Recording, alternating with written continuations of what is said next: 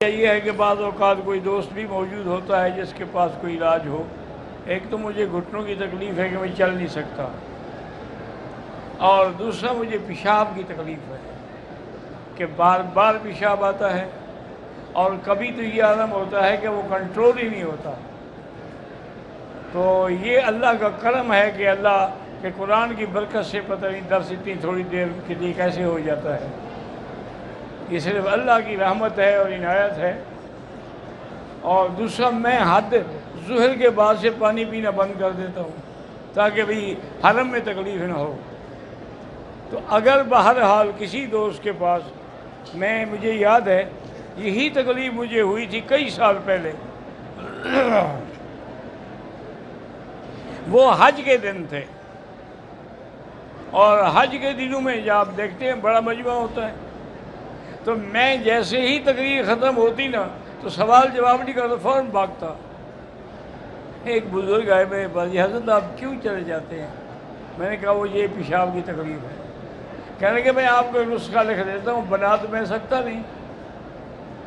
انہوں نے نسخہ لکھا، اس میں ایک جز جو تھی نا جی، وہ تھی اپنا اس کو کہتے ہیں نا، اللہ رحمت کرے، اب مجھے بھی اس کا نام بھول رہا ہے، پہاڑوں سے آتی ہے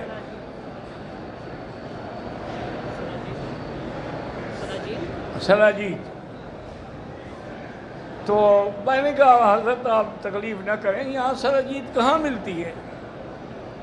کیونکہ اس کی شکل اور افیون کی شکل ایک ہے، وہ بھی کڑوی ہے وہ بھی کڑوی ہے. تو یہاں تو اللہ معاف کرے کسی کے پاس ہو تو اس کو لٹکا دیں. اور نے کہا حضرت نسخہ تو رکھ لیں، مل گئی تو بنا لینا. میں نسخہ رکھ لیا. ظہر کی نماز سے فارغ، عشاء کے بعد فارغ ہونے کے بعد میرے دوست تھے عبدالعزیز عطر جی، عطر کی دکان تھی ان کی، میں وہیں جا کے بیٹھتا تھا اور وہ چائے بناتے تھے، چائے پلاتے تھے ہمیں. ابھی ہم بیٹھے تو ایک بندہ آیا، جی میں نے سلاجید خالص بیچنی ہے، لوگے؟ انہوں نے کہا اللہ کے بندے، یہ عطر کی دکان ہے، کوئی حکیم کی دکان تو نہیں ہے، ہم کیا کہیں؟ میں نے کہا نہیں حضرت، یہ اللہ نے میرے لیے بھیجی ہے. تو 50 ریال اس نے لیا، وہ ہمیں دے دی. ہم نے نسخہ بنایا جناب، تو 4 دن میں نے استعمال کیا، 8 خوراکیں صبح و شام. اس کے بعد پھر کئی سال تک تکلیف نہیں ہوئی. اب یہ میری غفلت ہے کہ میں نے نسخے کی حفاظت نہیں کی، اللہ عالم کہاں رکھ لیا.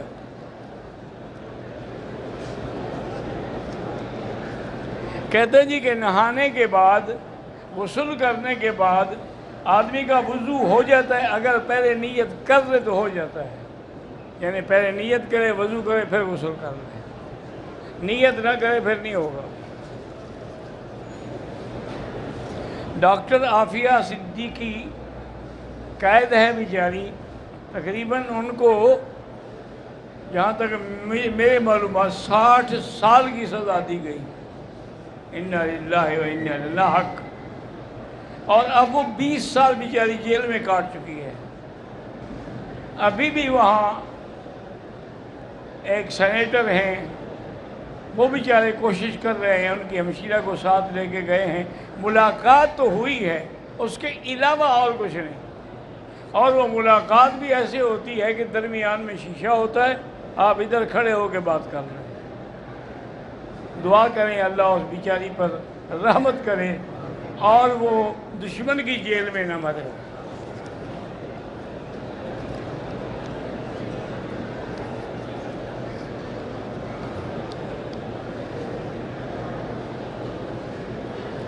اگر کوئی آدمی کسی مجبوری کے تابع مینا اور مزدلفہ نہیں جا سکا، لیکن عرفات میں وہ سارا دن رہا، بھئی حج اس کا ہو جائے گا لیکن دم پڑ جائے گی، کیونکہ مزدلفہ کا وجوب جو ہے وہ واجب ہے، قیام جو ہے وہ واجب ہے. تو وہ دم دے دے. باقی حج عرفات کا نام ہے، الحج عرفہ.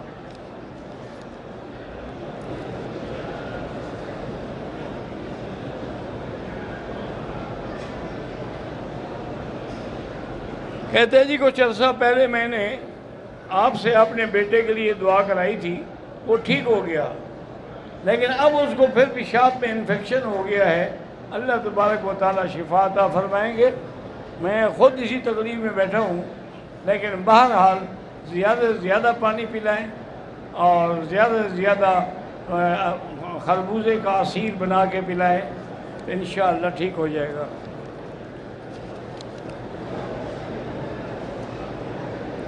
اگر احرام کی حالت میں غلطی سے خوشبو والے صابن سے ہاتھ دھو لیں تو 2-4 ریال خیرات کر دیں۔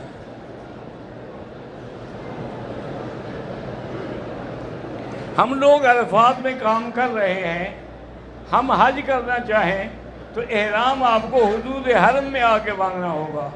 یعنی آپ یوں اندازہ کر لیں کہ عرفات سے مزدلفہ کی طرف چل پڑیں تو راستے میں حدود عرفات ختم ہو جائے گی، آگے ہوگا حد حرم، داخل ہو کے 2 رکعت پڑھ کے نیت کر کے پھر واپس چل جائیں۔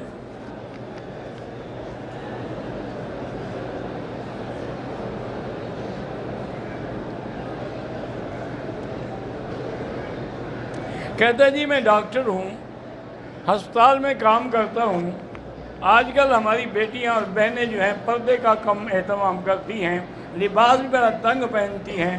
اللہ سے دعا کریں کہ اللہ تمام مسلمان کی بہو بیٹیوں کی عزت کو محفوظ رکھے۔ یہ ایک اللہ کی طرف سے عذاب ہے اور دشمن اسی سے فائدہ اٹھا رہے ہیں۔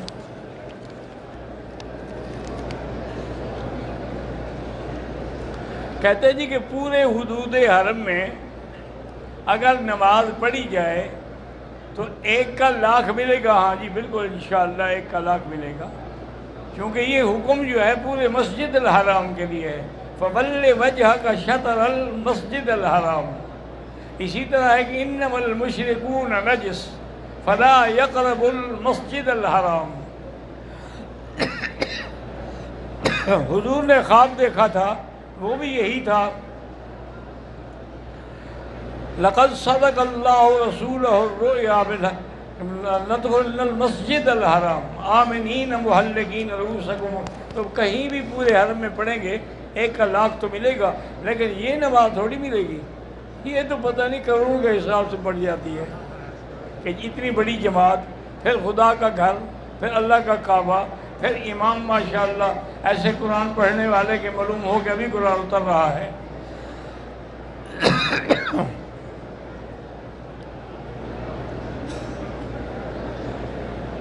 کہتے ہیں جی کہ اگر ہم وقت سے پہلے حرم آتے ہیں لیکن صفوں کا اتصال کی وجہ سے موجود ہوتے ہوئے کئی بار تکبیر اولیٰ رہ جائے کوئی حرج نہیں۔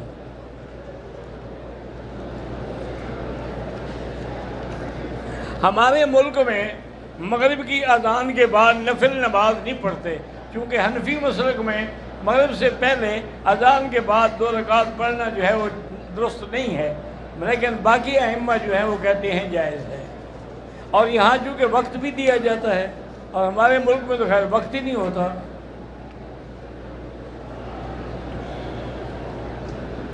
کہتے جی حرم شریف میں داڑھی والے امام موجود ہیں، تو پھر بعض امام ایسے بھی ہیں جن کی داڑھی چھوٹی ہے، تو یہ جا کر ریاست الحرمین میں آپ بات کریں، یہ ان کا کام ہے، ہمارا کام تو نہیں ہے۔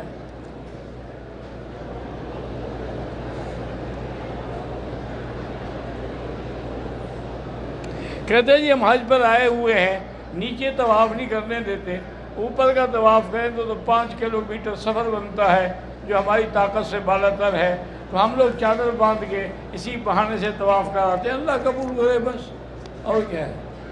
دیکھو جی وہ شریعت میں تو منع نہیں ہے نا، ایک نظامی بات ہے، قانونی بات ہے کہ وہ کہتے ہیں زیادہ رش نہ ہو جائے، اگر وہ پابندی نہ لگائیں تو پھر بندہ گزر بھی نہیں سکے گا، وہ بھی مجبور ہیں، وہ تمہارے لیے پابندیاں لگا رہے ہیں۔ ربنا تقبل منا انک انت السمیع العلیم وتب علینا انک انت التواب الرحیم اللہم انک عفو کریم عظیم تحب العفو فاعف عنا اللہم انا نسألک العفو والعافیہ وتمام العافیہ وتمام العافیہ والشکر علی العافیہ اللہم متعنا باسماعنا وابصارنا واشرح صدورنا وأحينا بقواتنا ما أبقيتنا واجعله الوارث منا واجعل ثأرنا على من ظلمنا اللهم اقض حاجاتنا يا قاضي الحاجات يا سميع الدعاء يا مستجيب الدعوات یا اللہ تمام عالم اسلام کی حفاظت فرما، یا اللہ اس مظلومہ عافیہ صدیقی پر بھی رحم فرما، یا اللہ اس کی رہائی کے اسباب اپنی شان کن فیکون سے پیدا فرما۔ ربنا تقبل منا انک انت السمیع العلیم وتب علینا انک انت التواب الرحیم، وصلی اللہ تعالی علی خیر خلقہ سیدنا محمد وعلی آلہ واصحابہ اجمعین۔ اللہم صلی علی سیدنا محمد۔